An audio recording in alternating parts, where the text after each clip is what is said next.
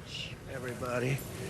This is a case where if they can do this to me, they can do this to anyone. These are bad people. These are, in many cases, I believe, sick people. When you look at our country, what's happening where millions and millions of people are flowing in from all parts of the world, not just South America, from Africa, from Asia, from the Middle East, and they're coming in from jails and prisons, and they're coming in from mental institutions and insane asylums. They're coming in from all over the world into our country. And we have a president and a group of fascists that don't want to do anything about it. Because they could right now, today, he could stop it. But he's not. They're destroying our country. Our country is in very bad shape. And they're very much against me saying these things. They want to raise your taxes by 4 times. They want to stop you from having cars with their ridiculous mandates that make it impossible for you to get a car or afford a car. But make it very possible for China to build all of our cars. It's a very serious problem that we have. We just went through one of many experiences where we had a conflicted judge, highly conflicted. There's never been a more conflicted judge. Now, I'm under a gag order, which nobody's ever been under. No presidential candidate's ever been under a gag order before. I'm under a gag order, nasty gag order, where I've had to pay thousands of dollars in penalties and fines and was threatened with jail. Think of it, I'm the leading candidate. I'm leading Biden by a lot, and I'm leading the Republicans to the point where that's over. So I'm the leading person for president, and I'm under a gag order by a man that can't put 2 sentences together, given by a court. And they are in total conjunction with the White House and the DOJ, just so you understand. This is all done by Biden and his people. And maybe his people more importantly. I don't know if Biden knows too much about it, because I don't know if he knows about anything. But he's nevertheless the president, so we have to use his name. And this is done by Washington, and nobody's ever seen anything like it. So we have a judge who's highly conflicted. You know what the confliction is. Nobody wants to write about it, and I'm not allowed to talk about it. If I do, he said, I get put in jail. So we'll play that game a little bit longer. We won't talk about it, but you're allowed to talk about it. I hope you do, because there's never been anybody so conflicted as this. As far as the trial itself, it was very unfair. We weren't allowed to use our election expert under any circumstances. You saw what happened to some of the witnesses that were on our side. They were literally crucified by this man who looks like an angel, but he's really a devil. He looks so nice and soft. People say, oh, he seems like such a nice man. No, unless you saw him in action. And you saw that with a certain witness that went through hell. And when we wanted to do things, he wouldn't let us do those things. But when the government wanted something, they got everything. They got everything they wanted. It was a rigged trial. We wanted a venue change where we could have a fair trial. We didn't get it. We wanted a judge change. We wanted a judge that wasn't conflicted. And obviously he didn't do that. Nobody's ever seen anything like it. We had a DA who is a failed DA. Crime is rampant in New York, violent crime. That's what he's really supposed to be looking at. Crime is rampant in New York. Yesterday in McDonald's, you had a man hitting him up with machetes, a machete. Whoever can imagine even a machete being wielded in a store, in a place where they're eating, and he's going rampant. And Bragg is down watching a trial on what they call crimes. They're falsifying business records. That sounds so bad. To me, it sounds very bad. You know, it's only a misdemeanor, but to me, it sounds so bad. When they say falsifying business, that's a bad thing for me. I've never had that before. I'm falsifying. You know what falsifying business records is? In the first degree. They say falsifying business records. Sounds so good, right? It means that legal expense, I paid a lawyer, totally legal. I paid a lawyer a legal expense. And a bookkeeper, without any knowledge from me, correctly marked it down in the books. A very professional woman, highly respected, she testified. Marked it down in the books as a legal expense. So a legal expense, paid a lawyer, is a legal expense in the books. It's not sheetrock, construction, or any other thing. It's a legal expense. Think of that. This is what the falsification of business records were. And I said, what else are you going to call it? What else are you going to call it? Now, I would have testified. I wanted to testify. The theory is you never testify, because as soon as you testify, anybody, if it were George Washington, don't testify, because they'll get you on something that you said slightly wrong, and then they sue you for perjury. But I didn't care about that. I wanted to. But the judge allowed them to go into everything that I was ever involved in, not this case, everything that I was ever involved in, which is a first. In other words, you could go into every single thing that I ever did. Was he a bad boy here? Was he a bad boy there? And my lawyer said, what do you need to go through? And all you wanted to do is testify simply on this case. Because I would have loved to have testified. To this day, I would have liked to have testified. But you would have said something out of whack, like it was a beautiful sunny day and it was actually raining out. And I very much appreciate the big crowd of people outside. That's incredible what's happening. The level of support has been incredible. So the whole thing is legal expense was marked down as legal expense. Think of it. This is the crime that I committed, that I'm supposed to go to jail for 187 years for. When you have violent crime all over this city at levels that nobody's ever seen before, where you have businesses leaving, and businesses are leaving because of this, because heads of businesses say, man, we don't want to get involved with that. I could go through the books of any business person in the city, and I could find things that, in theory, I guess, let's indict him, let's destroy his life. But I'm out there, and I don't mind being out there because I'm doing something for this country, and I'm doing something for our Constitution. It's very important, far beyond me. And this can't be allowed to happen to other presidents. It should never be allowed to happen in the future. But this is far beyond me. This is bigger than Trump. This is bigger than me. This is bigger than my presidency. And the people understand it because I just see a poll just came out, the Daily Mail. That was the first one, came out, was done last night right after the verdict, where I'm up 6 points. 6 points from what we already were. We were leading fairly substantially. We're up 6 points in the Daily Mail poll. Now, maybe other polls come out and it says something differently. But a lot of people have predicted it because the public understands, and they understand what's going on. This is a scam. There's a rigged trial. It shouldn't have been in that venue. We shouldn't have had that judge. He should have allowed us to have an election expert. We had the best expert, most respected expert, head of the Federal Elections Commission. He was all set to testify. He was waiting for 2 days. And when it was his turn, Bragg's people protested. And the judge knocked him out, said you can't testify. He actually said you can't testify for anything having to do with the trial. You can say what the federal elections is. Well, that doesn't help. Everybody knows that. But you can't testify. So essentially, he wasn't able to testify. Other people weren't able to testify. But with these people, they were able to use people salacious. By the way, and nothing ever happened. There was no anything. Nothing ever happened, and they know it. But they were as salacious as they could be. And it had nothing to do with the case, but it had to do with politics. And do you notice the timing? The timing was perfect. This case was dead. It was dropped by every agency, every governmental board. It was dropped by the highly respected Southern District. They said, no, there's no case here. It was dropped by federal election, and that's what it's about. This is about a federal election, not a state election. You're not even allowed to look at it.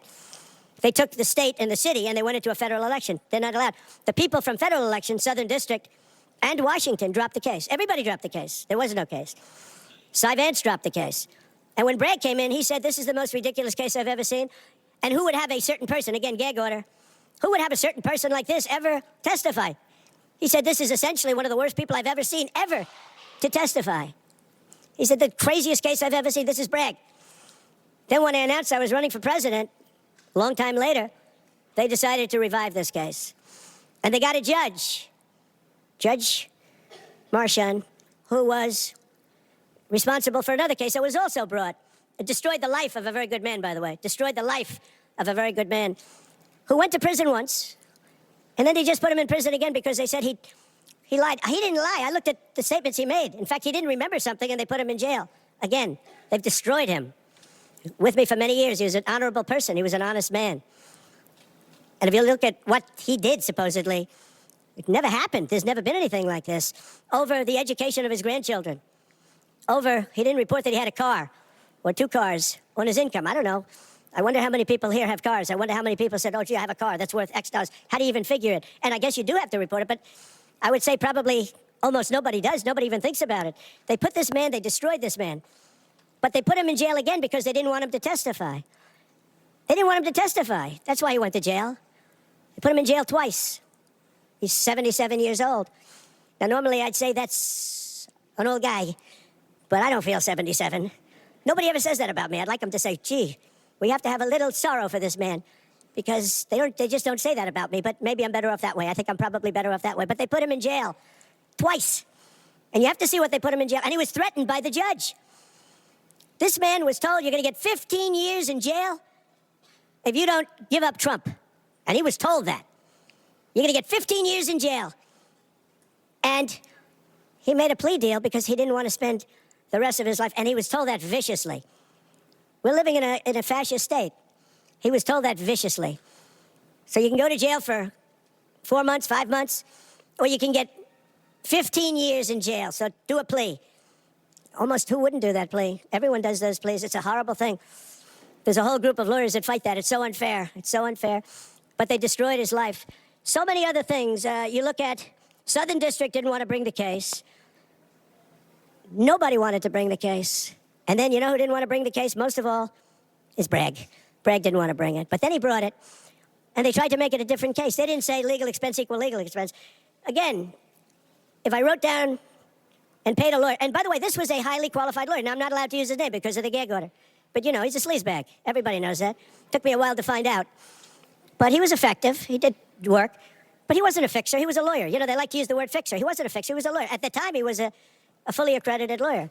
Now, he got into trouble not because of me. He got into trouble because he made outside deals, and he had something to do with taxi cabs and medallions, and he borrowed money. And that's why he went. And then he pled to three election violations. And as soon as I saw that, I said, I wonder why he did that. He pled. He took a deal.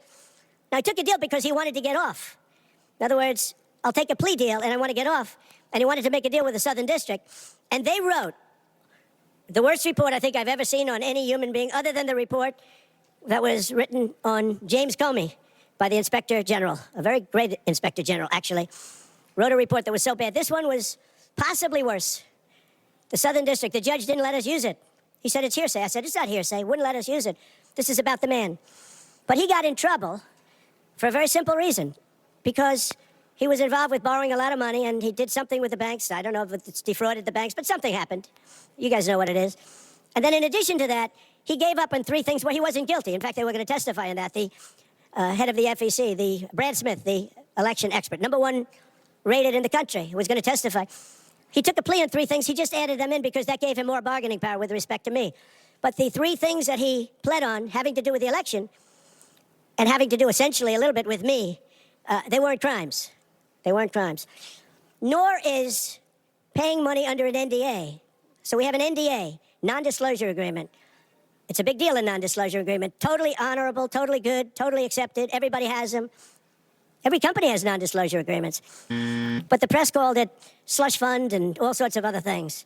Hush money, hush money. It's not hush money. It's called a non-disclosure agreement. And most of the people in this room have a non-disclosure agreement with their company. It's a disgrace. So it's not hush money. It's a non-disclosure agreement, totally legal, totally common. Everyone has it. And what happened is he signed a non-disclosure agreement with this person, I guess other people, but it's totally honest. You're allowed to make the payment. You don't have to make it. You can make it any way you want. It's a non-disclosure agreement. And he signed that. And there was nothing wrong with signing it. And this should have been a non-case. And everybody said it was a non-case, including Bragg. Bragg said, until I ran for office. And then they saw the polls. I was leading the Republicans. I was leading the Democrats. I was leading everybody. And all of a sudden, they brought it back. It's a very sad thing that's happening in our country. And it's a thing that I'm honored. In a way, I'm honored. It's not that it's pleasant. It's very bad for family. It's very bad for friends and businesses. But I'm honored to be involved in it because somebody has to do it. And I might as well keep going and be the one. But I'm very honored to be involved because we're fighting for our Constitution. The money that was paid legally. There was nothing illegal. In fact, the lawyer in creating the NDA, because at that time he was a fully accredited lawyer. He wasn't a fixer. I never thought of him as a fixer. The media called him a fixer, or the prosecutors called him a fixer. He was a lawyer. And he was fairly good. Later on, I didn't like what he did. For instance, I didn't like that when I became president, he went around and made deals with companies. When I heard that, he was gone. He was gone. And he had payments coming to him. And a lot of this involved things that are very simple. There was nothing wrong. This was standard stuff, all standard stuff. Everything involved was standard. There was no crime here. In fact, I just watched a couple of the reports. You watched Jonathan Turley, Andy McCarthy, Greg Jarrett. You look at all of these people. Mark Levin, all very talented people, great people. Many more. And they don't know me, essentially. They don't know me. They're legal scholars and experts. But I look at them. I watched Turley this morning saying, there's no crime here. Everybody says there's no crime here. Except for this DA that's got the city out of control with crime. It's absolutely out of control. So we have an NDA that was signed. We have legal expenses. And here's the thing. On legal expenses, you have 100, where they say, they do a charge. I just recorded this out. Falsification of business records in the first degree. It sounds so bad. I said, wow. And even my own lawyers, I get very upset with them because they don't say what it is. They say, well, falsification of legal records is only a felony. Well, that's a lot. Is only they say a misdemeanor. But they try and bring it up to a felony if there's 2 crimes. They have all these different things. The other thing is they missed the statute of limitations by a lot. Because this was very old. They could have brought this 7 years ago instead of bringing it right in the middle of the election. So they missed the statute of limitations. They did everything. Now, let me give you the good news. The good news is